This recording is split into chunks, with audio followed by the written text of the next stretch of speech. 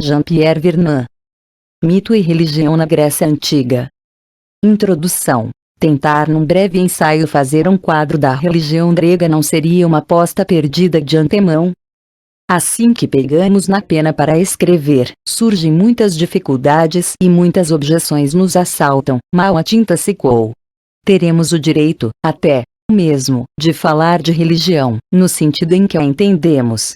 No retomo do religioso com o qual hoje todos se espantam, para comemorá-lo ou para deplorá-lo, o politeísmo dos gregos não tem vez.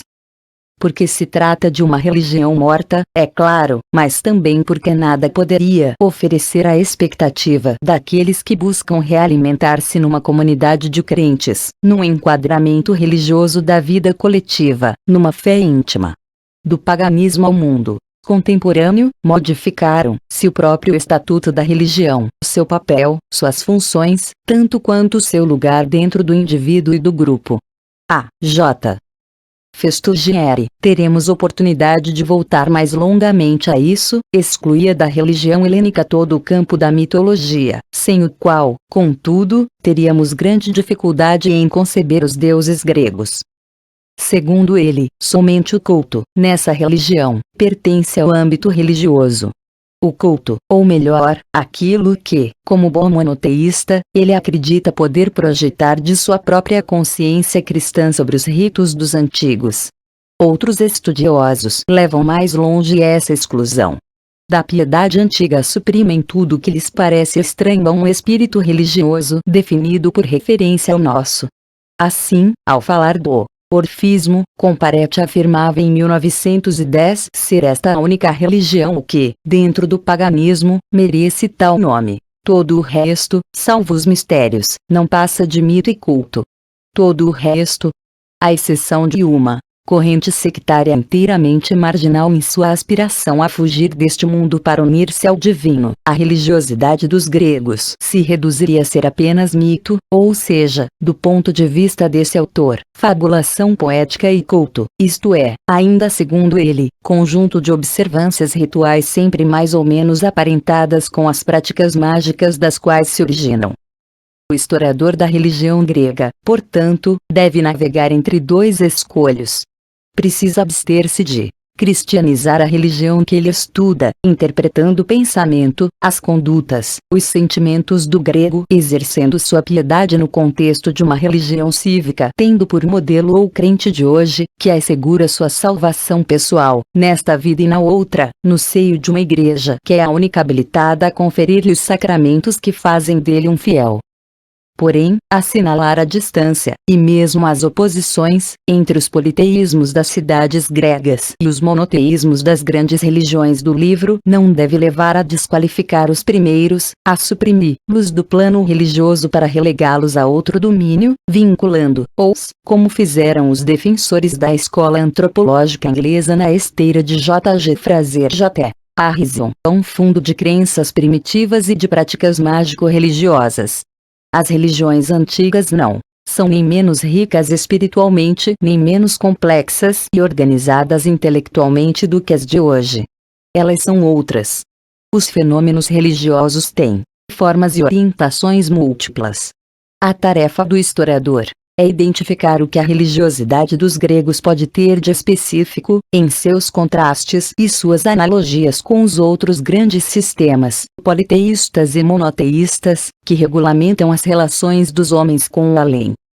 Se não houvesse analogias, não poderíamos falar, a propósito dos gregos, de piedade e de impiedade, de pureza e de mácula, de temor e de respeito diante dos deuses, de cerimônias e de festas em homenagem a eles, de sacrifício, de oferenda, de prece, de ação de graças. Mas as diferenças saltam aos olhos. São tão fundamentais que até os atos cultuais cuja constância parece ser a mais estabelecida aqui, de uma religião para outra, são designados por um só e mesmo termo, como o sacrifício, apresentam em seus procedimentos, em suas finalidades, em seu alcance teológico, divergências tão radicais que é possível falar em relação a elas tanto de permanência quanto de mutação e de ruptura. Todo panteão, como o dos gregos, supõe deuses múltiplos. Cada um tem suas funções próprias, seus domínios reservados, seus modos particulares de ação, seus tipos específicos de poder. Esses deuses, que, em suas relações mútuas, compõem uma sociedade do além hierarquizada, na qual as competências e os privilégios são alvo de uma repartição bastante estrita, limitam-se necessariamente uns aos outros, ao mesmo tempo que se completam. Tal como a unicidade, o divino, no politeísmo, não implica, como para nós, a onipotência, a onisciência, a infinidade e o absoluto. Esses deuses múltiplos estão no mundo e dele fazem parte. Não o criaram por um ato que, no caso do Deus único, marca a completa transcendência deste em relação a uma obra cuja existência deriva e depende inteiramente dele. Os deuses nasceram do mundo. A geração daqueles aos quais os gregos prestam um culto, os olimpianos, veio à luz ao mesmo tempo que o universo, diferenciando-se e ordenando-se, assumia sua forma definitiva de cosmos organizado. Esse processo de gênese operou-se a partir de potências primordiais, como vazio, chaos, e terra, gala, das quais saíram, ao mesmo tempo e pelo mesmo movimento, o mundo, tal como os humanos que habitam uma parte dele podem contemplá-lo, e os deuses, que a ele presidem invisíveis em sua morada celeste. Há, portanto, algo de divino no mundo e algo de mundano nas divindades. Assim, o culto não pode visar a um ser radicalmente extramundano, cuja forma de existência não tenha relação com nada que seja de ordem natural, no universo físico, na vida humana, na existência social. Ao contrário, o culto pode dirigir-se a certos astros como a lua, a aurora, a luz do sol, a noite, a uma fonte, um rio, uma árvore, ao cume de uma montanha, igualmente a um sentimento, uma paixão, aidos, eros, uma noção moral ou social, dique, enomia. Não que se trate sempre de deuses propriamente ditos, mas todos, no registro que lhes é próprio, manifestam o divino do mesmo modo que a imagem cultuai, tomando presente a divindade em seu templo, pode legitimamente ser objeto da devoção dos fiéis. Em sua presença num cosmos repleto de deuses, o homem grego não separa, como se fossem dois domínios opostos, o natural e o sobrenatural. Estes permanecem intrinsecamente ligados um ao outro. Diante de certos aspectos do mundo, experimentam o mesmo sentimento de sagrado que no comércio com os deuses, por ocasião das cerimônias que estabelecem o contato com eles. Não que se trate de uma religião da natureza e que os deuses gregos sejam personificações de forças ou de fenômenos naturais. Eles não são nada disso. O raio, a tempestade, os altos cumes não são Zeus, mas de Zeus. Um Zeus muito além deles, visto que os engloba no seio de uma potência que se estende a realidades, não mais físicas mas psicológicas, éticas ou institucionais. O que faz de uma potência uma divindade é o fato de que, sob sua autoridade, ela reúne uma pluralidade de efeitos, para nós completamente díspares, mas que o grego relaciona entre si porque vê neles a expressão de um mesmo poder exercendo-se nos mais diversos domínios. Se o raio às alturas são de Zeus, é que o Deus se manifesta no conjunto do universo por tudo o que traz a marca de uma eminente superioridade, de uma supremacia. Zeus não é força natural. Ele é rei, detentor e senhor da soberania em todos os aspectos que ela pode revestir. Um Deus único, perfeito, transcendente, incomensurável para o espírito limitado dos humanos. Como alcançá-lo pelo pensamento? Nas malhas de que rede o entendimento poderia abranger o infinito? Deus não é cognoscível. Pode-se apenas reconhecer-lo, saber que ele é, no absoluto de seu ser. Para preencher a intransponível distância entre Deus e o resto do mundo, é necessária a intervenção de intermediários, de mediadores. Para fazer-se conhecer às suas criaturas, foi preciso que Deus decidisse revelar-se a algumas dentre elas. Numa religião monoteísta, a fé normalmente faz referência a alguma forma de revelação. De saída, a crença enraiza-se na esfera do sobrenatural.